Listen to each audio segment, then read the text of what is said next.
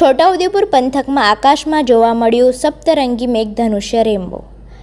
હાલ છોટાઉદેપુર પંથકમાં વરસાદી માહોલ હોય સમગ્ર વિસ્તારમાં વરસાદ વરસી રહ્યો છે, જ્યારે આકાશમાં વાદળો ઘેરાયેલા જોવા મળી રહ્યા છે।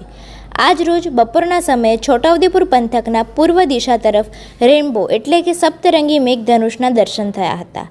પૌરાણિક માન્યતા અનુસાર મેઘધનુષ્ય આકાશમાં દેખાવાના ધાર્મિક રહસ્યો પણ છુપાયેલા છે, જ્યારે સૂર્યના કિરણો ઝાકળ ઉપર પડતા નયનરમ્ય મેઘધનુષ્ય રચાયું હતું, જ્યારે તેને જોતા પંથકમાં આનંદ ફેલાયો હતો।